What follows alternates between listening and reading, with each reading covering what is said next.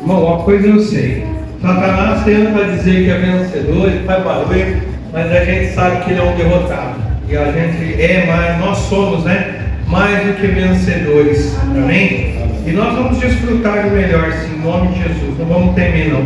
Amém? Vamos orar aí pelos que não estão, mas a gente vai permanecer firme, porque maior é Deus que está conosco do que o diabo está agindo nesse mundo. Amém, irmão? E como diz, vamos ser verdadeiros. O mundo só não está pior porque Deus está no controle. Amém? E nós vamos crer nisso. Amém? Então, boa noite a todos, sejam bem-vindos. Vamos começar o culto. Lá no livro de Mateus 28, é o último capítulo de Mateus. Hoje nós encerramos uma série de mensagens no livro de Mateus que nós iniciamos aí alguns domingos atrás. E eu creio que essa mensagem de Mateus ela trouxe bastante entendimento.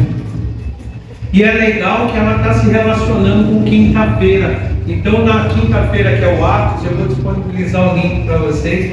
Mas está bem legal porque casa. Eu fico lendo as mensagens e falo, nossa, mas parece que está até repetindo, de tão parecido que fica. Mas não, é tão legal isso, trabalhar os temas. Isso que eu estou pensando seriamente em trabalhar que é Apocalipse.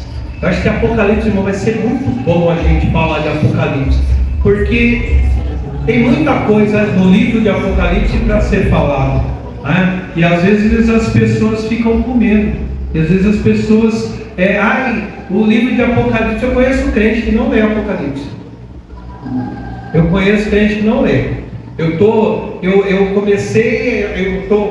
a minha leitura está um pouco mais lenta, porque eu estou lendo e vou escrevendo e eu não consigo mais ler de uma vez. É muito estranho, mas eu vou lendo, eu vou pausando e às vezes eu demoro muito na leitura por conta disso. Mas, gente, o livro de Apocalipse, do crente, ele é uma coisa, certeza da vitória. É só isso. Então eu creio que a partir do outro domingo, a gente começa a série aí em Apocalipse. Amém? O título da mensagem é A Esperança que nos move. Tem uma esperança que nos move, algo que nos faz ir além, e é sobre isso que nós vamos falar hoje. Amém? Deus é bom, irmão? Em todo tempo Deus é bom. Vamos ler? Todos acharam? Mateus 28. Amém? Se todos acharam, nós vamos começar a leitura. Amém? Deus é bom, irmão? Todo tempo. Eu fico... Às vezes a gente teme, às vezes dá um medo, mas a gente não pode parar, irmão. Nós devemos continuar e avançar. Até porque se nós não estivéssemos incomodando o inferno, vamos ser de verdade, se não existisse um incômodo no inferno, estaria tudo em paz. E a gente vai passar um pouquinho por isso hoje, quando eu falar de algumas coisas que vocês vão entender o que eu quero dizer. Vamos ler o texto? Diz assim, e a gente vai ler o capítulo 28 inteiro. Ai, que bênção. Não vou ler nessa tradução, eu esqueci de pegar outra. No findado sábado, ao entrar o primeiro dia da semana, Maria Madalena e a outra Maria foram ver o sepulcro. E eis que houve um grande terremoto, porque um anjo do Senhor desceu do céu, chegou-se, removeu a pedra e assentou-se sobre ela. E o seu aspecto era como um relâmpago, e a sua veste alva como a neve. E os guardas tremeram, espavoridos, e ficaram como se estivessem mortos. Mas o anjo, dirigindo-se às mulheres, disse: Não temais, porque sei que buscais Jesus, que foi crucificado. Ele não está aqui, ele ressuscitou, como tinha dito. Vinde ver onde ele jazia. E depois, depressa, e dizei aos seus discípulos que ele ressuscitou dos mortos e vai adiante de vós para a Galileia. Ali o vereis, como vos digo. E retirando-se elas, apressadamente do sepulcro, tomadas de medo e grande alegria, correram a anunciá-lo aos discípulos. Eis que Jesus veio ao encontro delas e disse: Salve! E elas, aproximando-se, abraçaram-lhe e aos pés e o beijaram. Então Jesus lhes disse: Não temais, ide, avisai aos meus irmãos que se dirijam a Galiléia, e lá me verão. E indo elas, eis que alguns dos guardas foram à cidade e contaram aos principais sacerdotes tudo o que sucedera. Reunindo-se eles em conselho com o ancião, deram grande soma de dinheiro aos soldados, recebendo-lhes, recomendando-lhes que dissessem: vieram de noite os discípulos dele, roubaram enquanto dormíamos. Caso isso chegasse ao conhecimento do governador, nós persuadimos e vos poremos em segurança. Eles, recebendo o dinheiro, fizeram como estavam instruídos. Esta versão divulgou-se entre os judeus até os dias de hoje. Seguiram os 11 discípulos para a Galiléia, para o monte que Jesus lhe designara, quando viram, o adoraram, mas alguns duvidaram. Jesus, aproximando-se, falou, lhes dizendo: toda autoridade me foi dada no céu e na terra. Ide, portanto, fazei discípulos em todas as nações, batizando-os em nome do Pai, do Filho e do Espírito Santo, ensinando-os a guardar todas as coisas que vos tenho ordenado. Eis que estou convosco todos os dias até a consumação dos séculos. Amém, irmãos? Amém. Olha, hoje nós lemos um capítulo inteiro da Bíblia, né? Eu tenho esse hábito. Às vezes dá vontade, irmão, sabe, de fazer como a maioria. Pegar um único versículo, a gente lê, só que eu acredito que isso tira o contexto da mensagem. Porque para a gente entender não é que não podemos fazer isso, sabe? Mas eu acredito que nós devemos ler um versículo, eu posso até usar um versículo, mas desde que a gente entenda o capítulo, para a gente entender o que ele quis dizer. Por que nós estudamos Mateus? O estudo de Mateus, ele mostrou para nós muita coisa. E a gente vai ver algumas delas aqui para relembrar, né? Porque isso é importante. Conhecer o livro, e aí se eu conheço o livro, conhecer a Bíblia, porque aí você conhece o Antigo Testamento, o Novo Testamento, e aí sim você consegue entender por que cada livro da Bíblia foi escrito, qual o seu propósito e qual a aplicação para a nossa vida. Amém, irmãos? Ela precisa ser dessa forma. Eu ando meio sem paciência, e hoje eu tentei de manhã ouvir uma mensagem de um pastor. Eu não vou falar de pastor nem de igreja, mas eu tentei, de coração. Sabe quando você fala, eu vou ouvir para ver se... Mas na hora que ele começou a falar, ele me colocou coisas no meio da mensagem que eu falei: não dá para continuar ouvindo esse tipo de coisa. Porque eu não vou ouvir alguém dizendo para mim que o dinheiro que eu estou dando, ou a oferta que eu estou fazendo, se não foi respondida é porque eu não fui sincero com Deus. E isso me incomoda. Então eu falei: não vou ouvir. Aí eu desliguei, também não falei nada, nem para ninguém, porque eu estava sozinho. Mas eu falei: cara, não dá mais para mim. Por isso que eu gosto disso, de seguir o estudo. Porque olha só, o livro de Atos, de quinta-feira, gente, depois eu vou disponibilizar o link na internet, cara, no YouTube. O livro de Atos tem me ensinado pra caramba. Estudar Mateus me ensinou bastante, e tem muita coisa para a gente estudar ainda. Amém? Não para aqui. Nós encerramos hoje essa série de mensagens, mas isso não é o fim dessas mensagens, muito pelo contrário. Isso na verdade é o início do que nós iremos estudar e o que nós vamos aprender. Amém? Deixa eu iniciar fazendo uma pergunta para vocês: o que fundamenta a sua fé? Qual é o alicerce? A gente vai construir uma casa. Na construção da casa, a gente tem que fazer primeiro o alicerce. Qual é o alicerce da sua fé? Qual é o alicerce? Qual é a esperança? Onde está firmada a sua esperança? De dias melhores, de uma vida melhor, e a esperança na salvação. Aonde está? Eu gostaria que vocês pensassem. A fé de vocês está fundamentada aonde? Mas a resposta é óbvia. Aonde a nossa fé está fundamentada? Na ressurreição. Nós cantamos aqui: porque Ele vive, eu posso crer no amanhã. A fé do crente, ela só existe porque Cristo está vivo.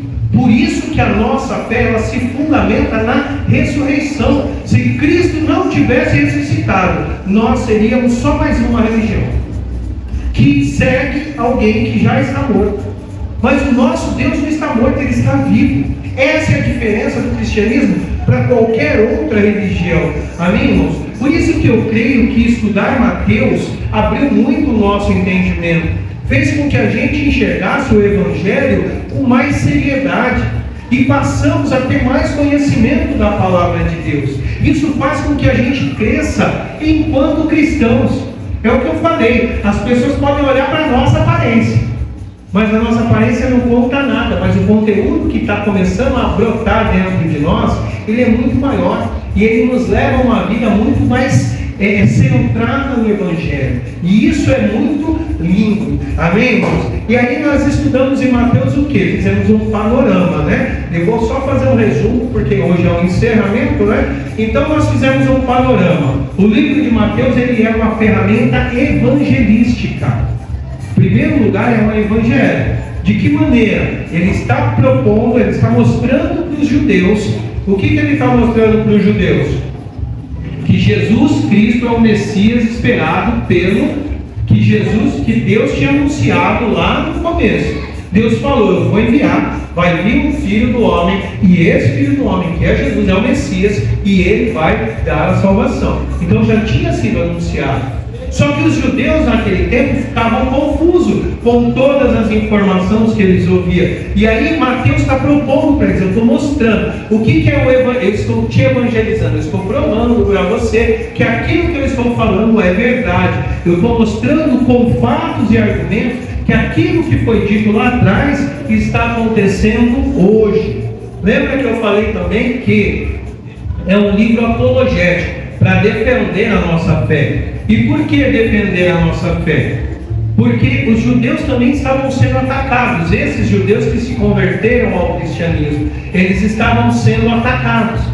E como é que eles podiam resistir os ataques que estavam sendo? Conhecendo a palavra, ter um argumento para defender a sua fé. E é o que nós precisamos. Por isso que nós estamos lendo a Bíblia. Amém, irmãos? E não podemos parar. Acabou, continua. Acabou, continua. A nossa leitura da Bíblia tem que ser um ciclo sem fim. Porque a gente tem que buscar conhecimento diário.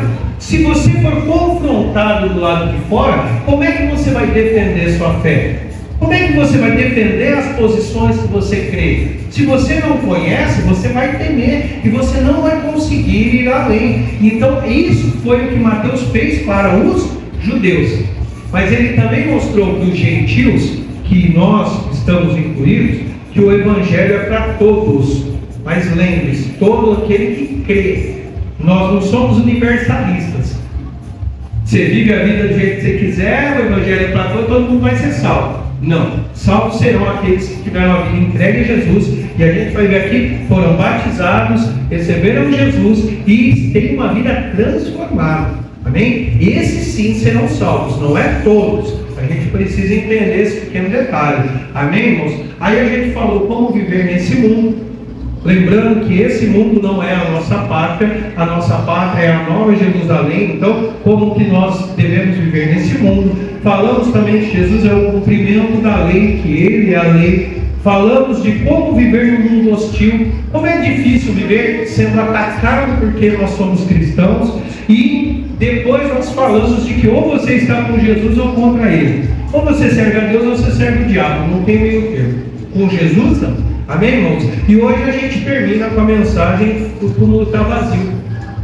E esse é o motivo de esperança que nós temos no dia do amanhã. Amém, irmãos? Por isso que nós cantamos aqui. Eu fiz questão de cantar esse louvor. Porque Ele vive, temor não há. Porque Ele vive, eu posso crer no amanhã. Porque Ele está vivo. O nosso Deus não está morto. Amém, irmãos? Ele está vivo.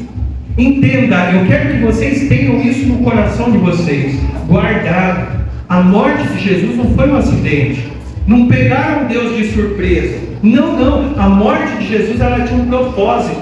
E aí eu lembro porque na quinta-feira eu falei sobre isso, lá nós estamos de quinta-feira, foi Atos 2, acho que do 17 em diante, do 14 e do 17 em diante, Pedro, é o discurso de Pedro, onde as pessoas ali, mais de 3.000 pessoas se converteram ao Evangelho, né? E o discurso de Pedro, ele estava ali mostrando que Jesus era o Deus que ele foi aprovado. Irmão, Jesus, ele era 100% homem e 100% Deus.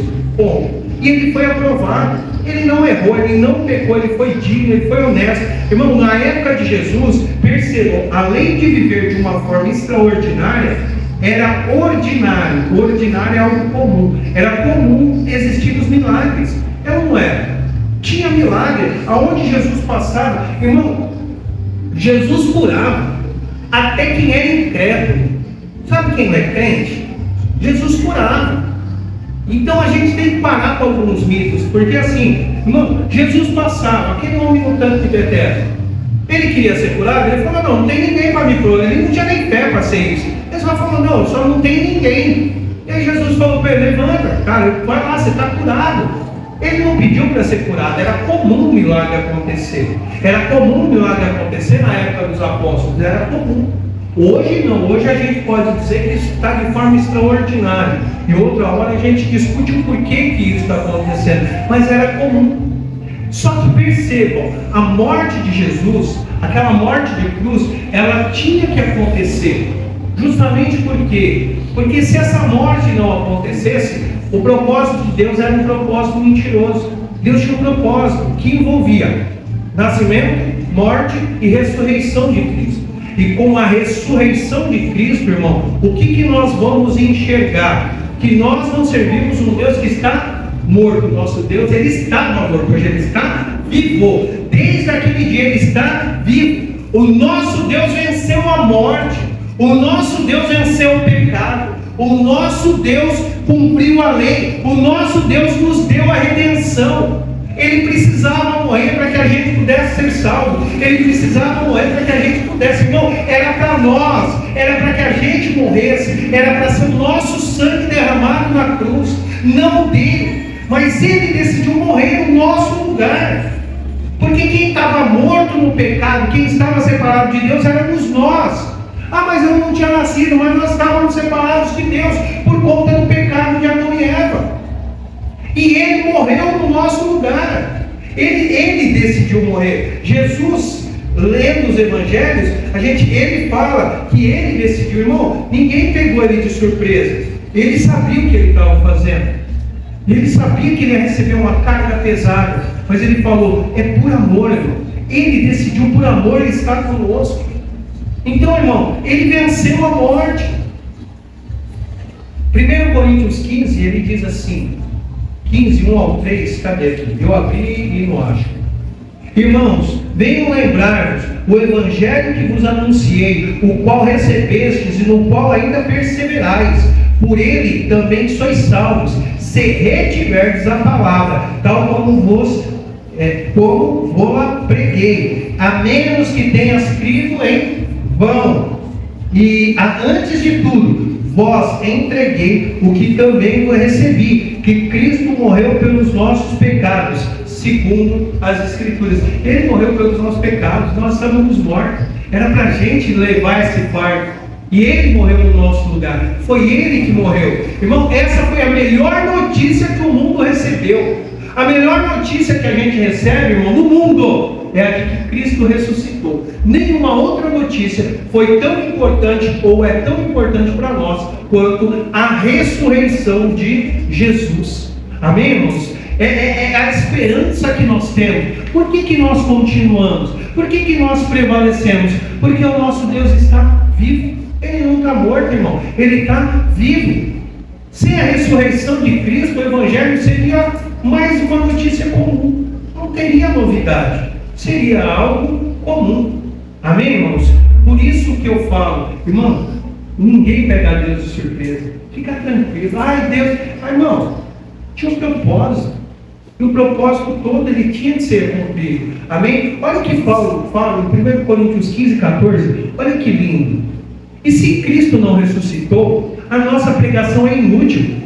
Se Cristo não ressuscitou, a fé que você tem é inútil. Irmão, se Cristo não estivesse vivo, seria inútil a gente estar dentro de uma igreja, dentro de um templo, que a igreja é a união de pessoas. Então seria inútil a gente estar reunido. Seria inútil pregar o Evangelho. Para que a gente estaria aqui? Qual é o sentido de nós estarmos aqui? Qual é a esperança que nós temos? Qual é o fundamento da nossa fé? É a ressurreição de Cristo. Não tem outra. Não tem outra. Se Ele não tivesse ressuscitado, seria em vão tudo que nós estamos fazendo. Porque se Cristo não tivesse ressuscitado, a última palavra era a da morte. A morte venceria. Se Cristo não tivesse ressuscitado, não teríamos esperança. Irmãos, nós seríamos aí nihilistas, né? Pessoas que não... eu vivo essa vida e depois não tem nada. Que esperança de vida essa pessoa tem? Então eu vivo aqui de qualquer jeito, achando que está legal? De que maneira é isso, irmão? Viver sem esperança é não viver, é existir. E nós vivemos, porque nós cremos que Deus está vivo. E o louvor volta na cabeça, né? O que Ele vive, eu posso crer no amanhã. É difícil? Pode ser, mas eu creio que o meu amanhã vai ser melhor. É nisso que a minha fé está fundamentada, em que Ele está vivo. E porque Ele está vivo, você está livre da culpa do pecado. Se Ele não tivesse morrido, irmão, naquela cruz, a culpa do pecado estaria agindo sobre nossas vidas. Não é que nós não pecamos, mas a culpa do pecado que trouxe a morte, ela não domina mais sobre a nossa vida. É isso que Ele fez, Ele levou embora a culpa do pecado. E nós estamos agora livres. Amém? Irmãos, não fiquem bravos comigo, porque nós vamos falar do túmulo vazio, mas para falar do túmulo vazio, nós vamos falar das mulheres. Eu falo dos homens, tá? Não fiquem bravos comigo não. Amém? Porque olha só, irmão, olha a importância das mulheres no ministério de Jesus. Você parou para ver a importância das mulheres no ministério de Jesus? Ou não? Você já leu a Bíblia? Porque olha só, a irmã Tadena, acho que ela já percebeu o que eu vou falar aqui. Irmão, apesar de nós sermos diferentes, homens e mulheres são diferentes. Mas para Deus, desde Gênesis, quando Ele nos criou, nós somos todos iguais. Se nós somos iguais, diga para mim qual é a razão, qual é o motivo que nos leva a acharmos que um é melhor do que o outro. Qual é o motivo que nos leva, ou que leva as pessoas a imaginar que nós podemos ser racistas, preconceituosos ou qualquer outra coisa? Irmão, somos iguais perante Deus. Abre a tua Bíblia em Gênesis, quando Ele criou homem e mulher, e Ele nos criou à imagem de Deus. Então não há motivo da gente não achar que somos iguais. Homens e mulheres, somos iguais diante de Deus. Ponto. Amém, irmãos? Isso desmonta a narrativa feminista. Que as feministas extremas, elas dizem que nós somos machistas, de que a Bíblia está errada, de que a mulher... Não, irmão. Isso desmonta. Se eu creio que somos iguais, eu vou respeitar a mulher assim como eu respeito o homem, e todo mundo vai seguir o mesmo caminho. Não tem essa. Mas também desmonta a frase dos homens, daqueles machos fracos, né? Tem uns machos fracos que acham que se a mulher fizer alguma coisa, ele vai ser menos homem. E está errado isso. A Bíblia diz que somos todos iguais. Eu entendo, irmão, que biblicamente falando e sociologicamente falando, cada um, homem e mulher, foi criado para algo. Nós fomos criados de forma diferente para que cada um realizasse algo.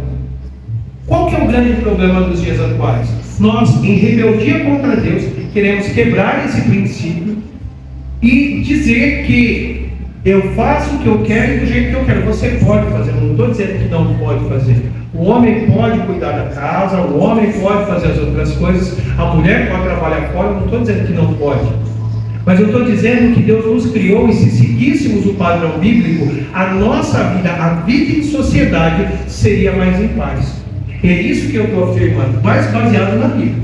Amém, irmãos? Se eu sigo o padrão bíblico, a minha vida está em paz. Amém, irmãos? Eu creio que nós, somente quando nós estivermos ligados novamente com Deus, nós estaremos ligados novamente com outras pessoas. Amém, irmão?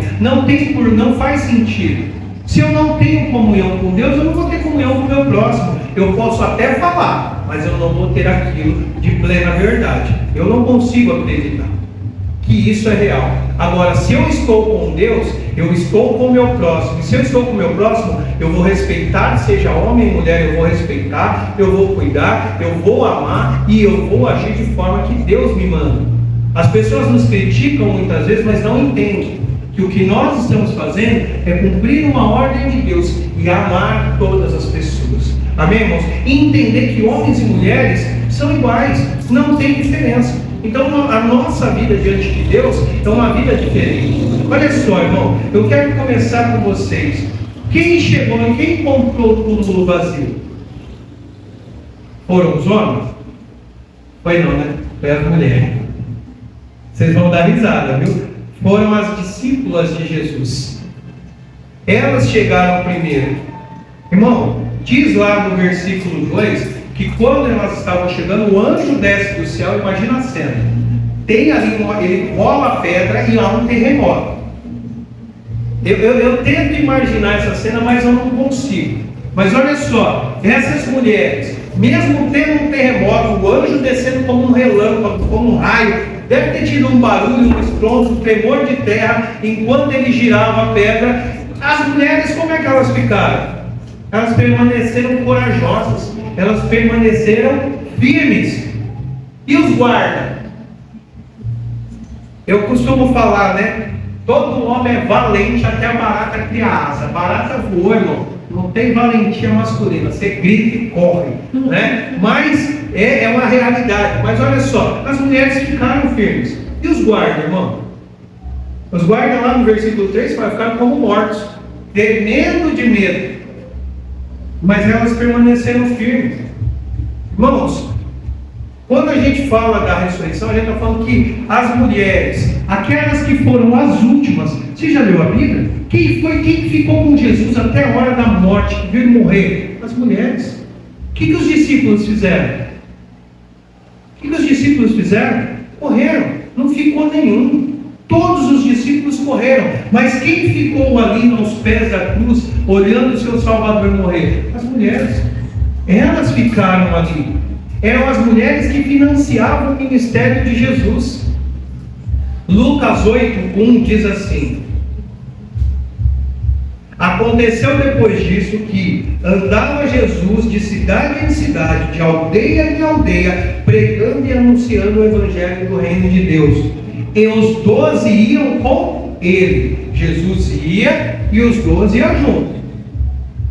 Versículo 2: e também algumas mulheres que haviam sido curadas de espíritos malignos e de enfermidades. Maria, chamada Madalena, da qual saíam 7 demônios. Olha o versículo 3. E a Joana, mulher de Cusa, procurador de Herodes, Susana e muitas outras, as quais prestavam assistência com seus bens. Os discípulos andavam com Jesus, mas quem financiava? Jesus não precisa de dinheiro. Ele não precisa de dinheiro, mas a obra precisa. Para manter hoje, para manter uma porta aberta, temos que pagar um aluguel. Não é de graça isso aqui. Para a gente realizar trabalhos igual nós realizamos aqui, tem que ter custo. Então, quando a gente pensa no custo, a gente pensa que precisa de dinheiro. Mas quem financiava o ministério de Jesus? Quem financiava o ministério de Jesus? Eram os homens? Eram as mulheres. Elas financiaram. Irmãos, as mulheres honraram Jesus enquanto ele estava vivo. As mulheres honraram Jesus enquanto ele estava sendo morto. E elas honraram Jesus na sua ressurreição. Olha para isso, irmão. As mulheres foram buscar um Cristo crucificado, morto, e acharam um Cristo ressurreto, vivo. Foram elas. Não fomos nós, homens. Não foram os discípulos. Foram as mulheres. Foram elas. Elas foram as últimas a sair do Calvário e as primeiras a chegar no sepulcro.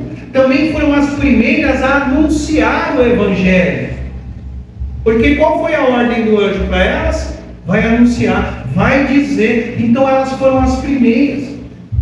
Olha, irmão, está aqui, ó. Você pode até duvidar, você pode não concordar, mas está escrito aqui. Amém, irmãos? E olha que coisa interessante. O testemunho das mulheres era aceito pelos judeus? Não era, não. A mulher no passado não podia falar. Quem conhece de lei um pouquinho sabe disso. Não podia abrir a boca. A Bíblia está cheia de relatos que antes as mulheres podiam falar. Para que a mulher vai falar? Fica quieta. Você não sabe o que você está falando. Só os homens sabem falar. Era mais ou menos assim, irmão. Amém? Mas Jesus, ele perverteu uma ordem natural. Porque enquanto os judeus falavam, a mulher não pode falar, Jesus apareceu primeiro para as mulheres. Quem que Jesus curou? Foram as mulheres. Não só as mulheres, entendo. Mas nesse contexto aqui, ele cita duas. E uma delas saiu 7 demônios. Outra estava enferma e foi curada. Essas mulheres, irmão, entenda uma coisa: quem muito é perdoado, muito ama. Se você sabe quem você era antes de conhecer a Cristo, o caminho que você andava antes de estar com Cristo, irmão, é impossível você olhar e falar, cara, esse Deus deve me amar demais. Irmão, e quando você sabe que é amado demais, como é que você vai viver? Amando. Porque você olha para trás e fala, cara, eu não sou digno, eu não merecia estar aqui, era para mim estar morto. Eu tenho essa certeza, irmão, ela não era para mim estar vivo. Aí às vezes algumas pessoas olham para mim e falam assim, ai, mas porque você é muito bonzinho? Não é que eu sou muito bom, irmão, é porque eu sei o que Deus fez comigo. Essas mulheres, elas estavam com Jesus, elas foram curadas, libertas, irmão, elas estavam dispostas a fazer qualquer coisa. Elas não tinham medo de mais nada, elas já tinham sido transformadas.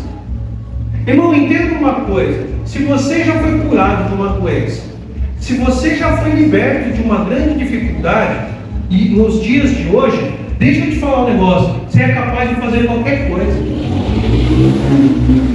Você é capaz de fazer qualquer coisa.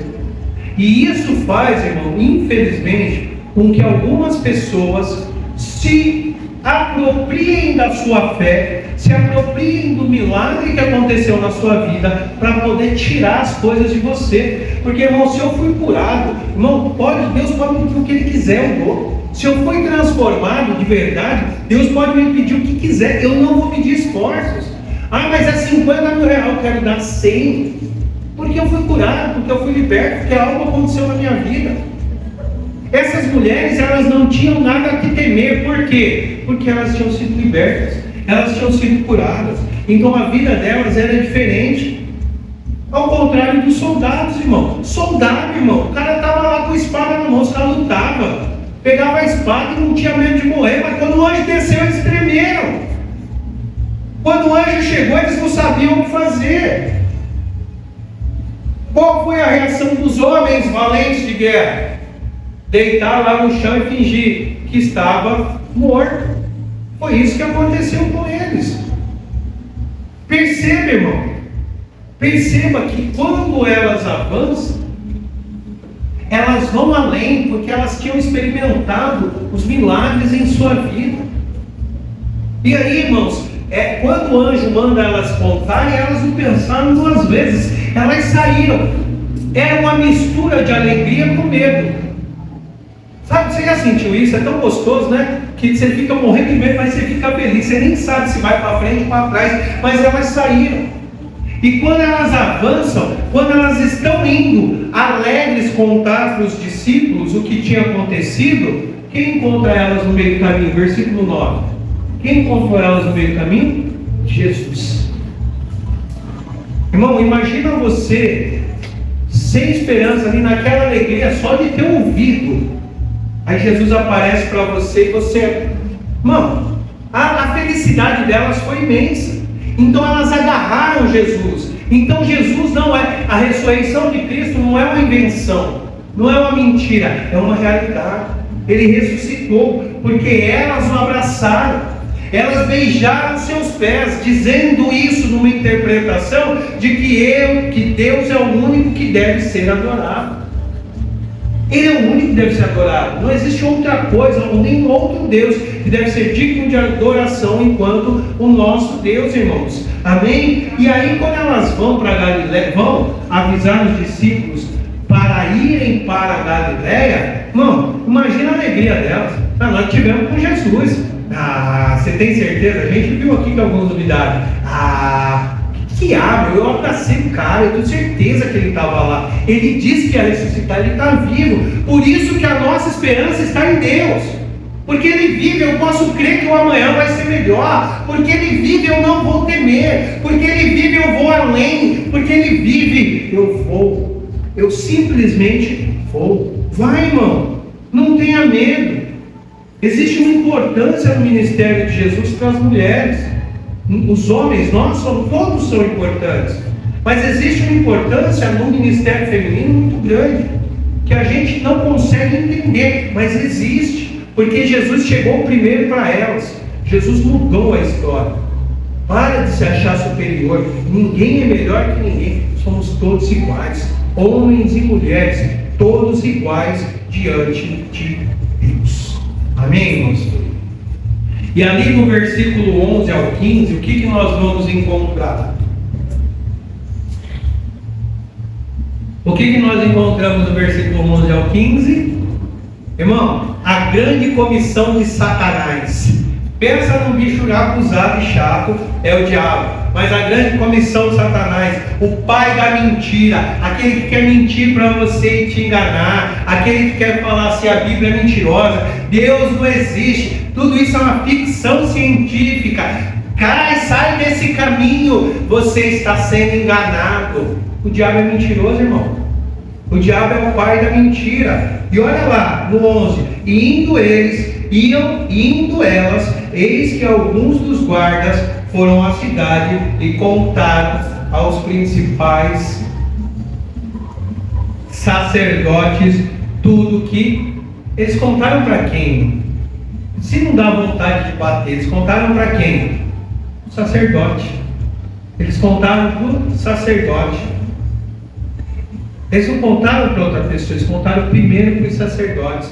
Existem muitas tentativas de dizer que a ressurreição de Cristo é uma mentira.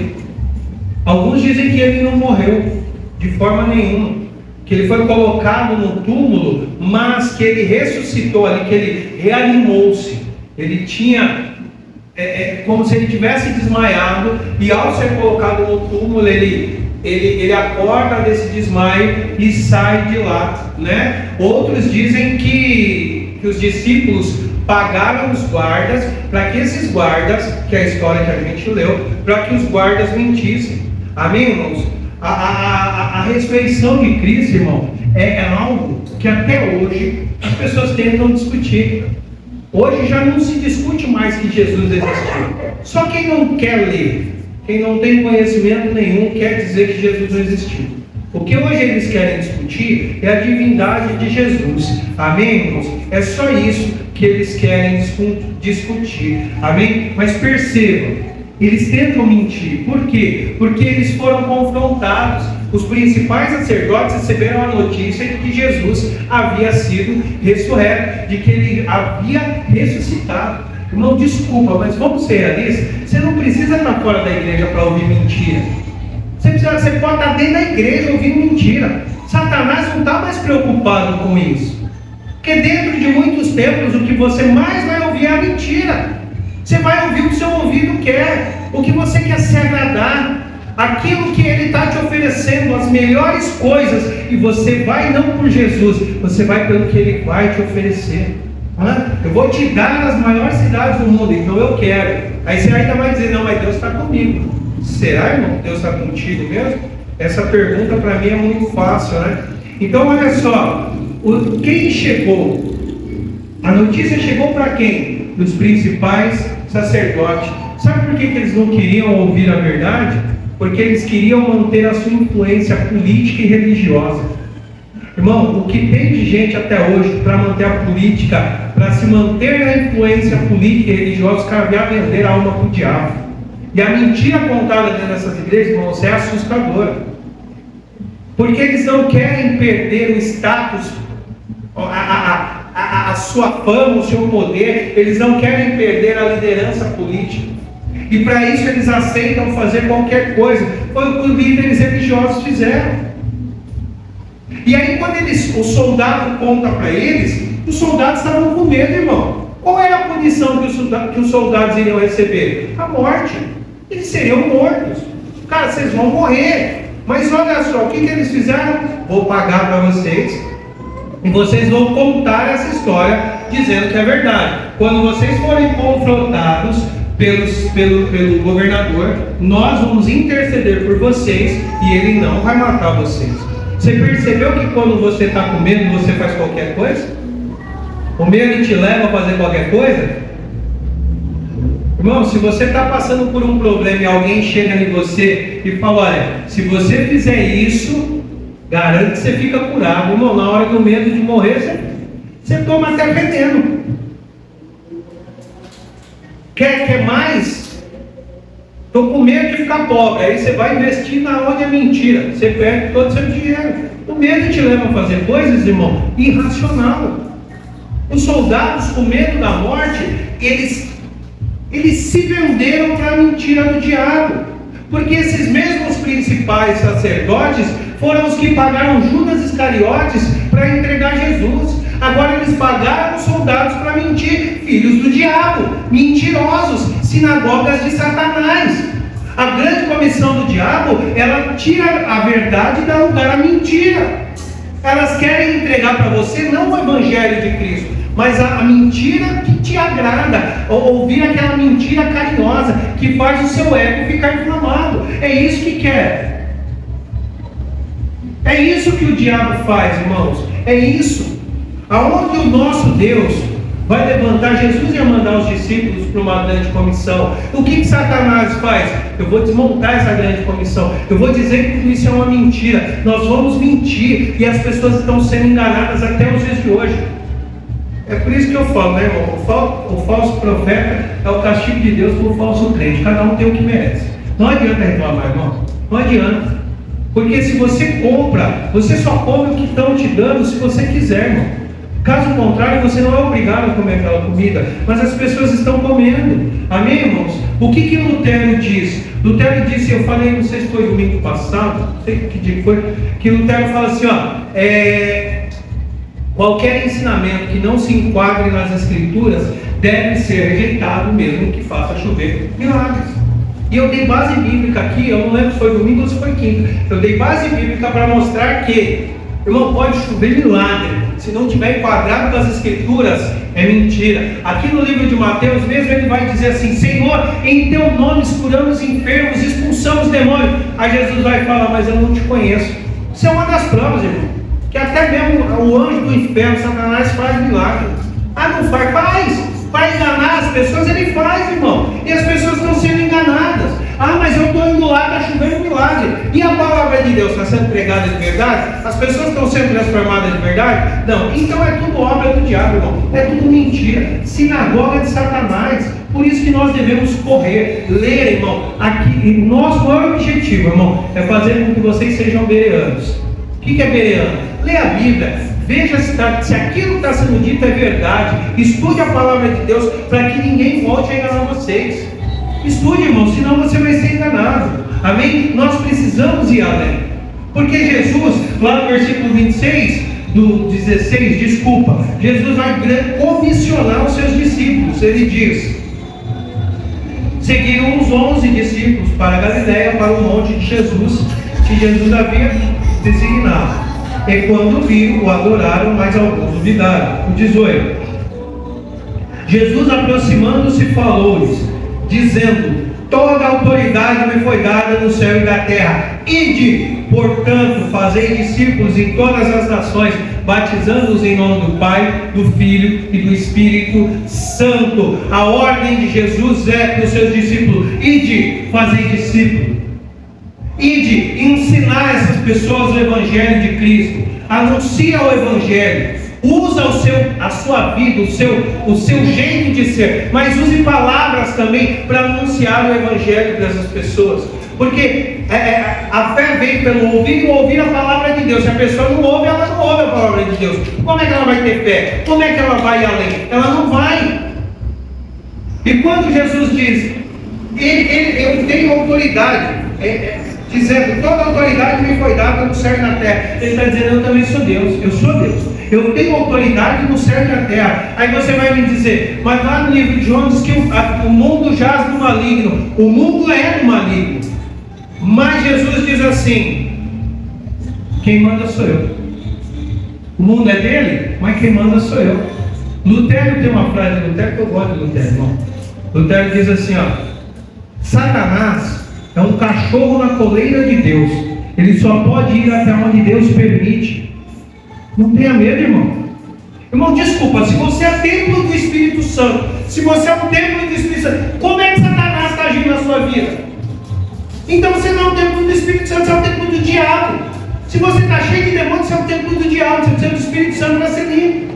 Se você aceitou Jesus, está na presença de Deus, que história é essa de você falar que o diabo está na sua vida? O diabo nos confronta, ele nos ataca, ele quer contar mentiras, ele manda doença, manda enfermidade, ele quer tirar a nossa vida. É só você ler o livro de Jó que você vai ver o quanta coisa o diabo é capaz de fazer.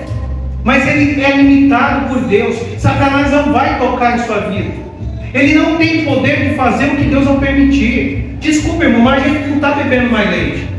A gente tem que começar a comida sólida. O diabo ele não tem o poder que estão dando para ele de forma nenhuma. Ele é um anjo de luz e engana muita gente. Mas ele não tem o poder que muita gente está dizendo que ele tem. Você está achando que ele controla o mundo? O que Abacuque falou? Lembra que nós comentamos de Abacuque aqui? O que Abacuque falou para Deus? Deus, o mundo está uma bagunça, porque você não está fazendo nada. Aí Deus fala para Abacuque: cala a boca que eu estou no controle de todas as coisas. Até essa bagunça está no meu controle, porque eu sei o que eu estou fazendo. Só Deus sabe, irmão, o que precisa acontecer para que a gente realmente o ame verdadeiramente. Ele deixa o barco seguir, porque assim como um pai sábio, só ele sabe o momento exato de puxar a corda e falar: ei, acabou. É ele quem está no controle. Então, irmão, o diabo não está no controle de nada. O que nós temos que ter é fé, é confiar em Jesus, é confiar que ele está no controle. Ele dá uma ordem para os discípulos: ide, pregai o evangelho. É uma ordem, avança, não tema. Você vai ser você vai discipular pessoas, você vai ensinar as pessoas, você vai proclamar o evangelho a todas. Você não vai escolher quem deve ser salvo ou não. Esse não é o nosso papel. Nosso papel é anunciar o evangelho para todas as pessoas. Ah, mas vão me criticar. Problema deles. Nós vamos anunciar o evangelho. É isso que a gente vai fazer. Amém, irmão? O que diz Oséias 4:6? Meu povo perece por falta de conhecimento. Se você conhece a Deus, se você conhece o poder de Deus de verdade, por que você teme o mundo? Se você conhece a Deus, por que você está temendo as dificuldades? Se você conhece a Deus e o poder de Deus, o que está levando você a viver uma vida de medo? Se você conhece a Deus, por que você está pensando em desistir? Se você conhece a Deus, a gente não pode parar, a gente deve avançar, porque Ele nos deu uma ordem: ide e fazei discípulos, ponto. Nós vamos avançar. Ah, mas vamos criar lei, mas vamos, irmão. O povo é tão burro que o diabo é burro, né? Porque o máximo que eles podem fazer é nos aproximar de Jesus, mais nada. Ah, mas vai tirar a tua vida. Eu vou estar com Jesus. Ou eu amo Jesus ou eu amo o mundo. Eu tenho que fazer uma escolha. A mulher de Ló fez uma escolha. Ela olhou para trás porque o desejo dela não era estar com Deus, era estar com o desejo passado, como a irmã disse aqui no começo. E o nosso desejo, ficar com Deus? Então, irmão, ide, não tema, anuncie o evangelho, fala de Jesus, convide as pessoas, discipula elas, ensina a palavra de Deus para elas, leva essas pessoas ao arrependimento, ao batismo, porque é uma ordem que Deus te deu. Não tema o que o homem pode fazer com o seu corpo, tema o que pode acontecer com a sua alma, se você não fizer o que Cristo mandou você fazer. É isso que você deve temer. Amém, irmão? Porque o que ele disse lá no versículo 20? Ensinando-os a guardar todas as coisas que vos ordeno, e eis que estou convosco todos os dias, até a consumação dos séculos. Ele disse que estaria conosco. Por que nós tememos então? Por que nós ficamos morrendo de medo? Os discípulos que estavam desanimados, que estavam se sentindo pessimistas, irmão, depois da morte de Cristo, os discípulos ficaram como? Não pensa que ficou animado, não, pensa que ficaram cheios de medo, ficaram desanimados. O que fez com que eles fossem transformados? O que fez com que eles se tornassem ousados, valentes, corajosos e anunciassem o Evangelho? O que fez com que esses discípulos fossem ali mortos, sofressem perseguição, sofressem açoites, fossem presos? O que fez, irmão? O que entrou na cabeça desses caras para fazer com que eles ficassem doidinhos e falassem: não tem problema não, você pode me matar, mas que eu vou falar de Cristo, eu vou falar. O que fez com que eles continuassem? Se não foi o próprio Espírito Santo agindo na vida deles, quem foi, irmão? Por isso que eu quero insistir para vocês: ninguém morre por uma mentira. Ninguém morre por uma mentira. Se tem gente morrendo pelo Evangelho até hoje, será que isso aqui é uma mentira? Se fosse uma mentira, irmão, ninguém morreria. No primeiro confronto, no primeiro homem que fosse morto, as pessoas tinham deixado de falar de Jesus. Mas as pessoas até hoje estão morrendo. Aonde? Aqui no Brasil? Vai para fora do Brasil. Vai na China, vai na Coreia do Norte, vai no continente africano, que você vai entender o que acontece. Vai lá, vai no Oriente Médio. O que acontece com o crente naquela região? E por que eles até hoje decidem morrer por Jesus? Se isso fosse uma mentira, quem entrou na mente deles para que eles tivessem essa mudança de atitude? Quem foram esses temidos que hoje deixaram de temer e avançaram para pregar o Evangelho? Quem foi, irmão? Sabe, irmão, se não foi Cristo, irmão, eu não sei. Porque não existe uma outra pessoa que convenceria. Se fosse uma mentira, irmão, desculpa, as pessoas no meio do caminho tinham desistido. Eu vou morrer por uma mentira? Tá maluco, vou morrer nada. Eu vou deixar essa mentira de lado. Mas como Jesus morreu e ressuscitou, você pode crer, meu amor. Confia. Ele disse: eu estou convosco até a consumação do século. Nós vamos avançar, irmão. Nós vamos avançar. Custe o que custar. Nós não podemos temer. Quem deve nos temer é Satanás. Nós não devemos temer o diabo. Nós vamos avançar, custe o que custar. É assim que nós devemos ir. Amém? E eu quero dizer para vocês, terminar contando uma história. Quando nós contar a história, irmão, não tema. Não tema o mal. Não tema as lutas, não tema as dificuldades. Tema a Cristo. Porque se você temer a Cristo, eu garanto uma coisa: Ele vai cuidar de você. Ele quem vai te sustentar nos momentos mais difíceis da sua vida. Amém, irmãos? Então não tenha medo. E o que você tem entregado para Jesus? Porque quem foi completamente transformado não se entrega pela metade. Uma jovem, uma mãe convertida, ia à igreja, e toda vez que ela chegava em casa, ela contava para sua filha: filha, está na hora de aceitar Jesus. Essa sua vida não é bacana. E a filha falava para ela assim: ai, mãe, eu vou para a igreja, mas no meu tempo, eu sou muito jovem para esse negócio de Jesus. Eu sou muito jovem para esse negócio de Jesus. Eu não quero saber disso agora. No meu tempo. E a mãe contou isso para o pastor, e o pastor foi fazer uma visita na casa dela. E quando o pastor chegou na casa, a jovem estava. E o que ele fez? Tomou um café, porque a mãe ofereceu. Aí ele pega o copo de café e deixa o restinho de café dentro do copo. Aí ele dá para a menina. Ele falou: toma, bebe. Aí ela olhou: o resto do café? Você está louco? Sou mulher de resto? Você está achando que eu vou ficar com o resto do café? Isso não traz dignidade. Me respeita, rapaz. Aí ele deu risada e falou para ela: pois é, isso que você está entregando para Jesus, o resto. Até quando nós vamos entregar o resto para Jesus? Até quando nós não vamos nos entregar completamente para Ele? E viver uma vida que glorifique o nome do Pai? Até quando? Até quando nós vamos viver o engano? E Ele nos convida, irmão, a viver uma vida com Ele. Que eu e você, que nós possamos viver uma vida com Jesus. Amém, irmãos? Entregue a sua vida e siga o caminho de Jesus. Amém, irmão? Glória a Deus. A ceia, valeu. É o hábito, é a força.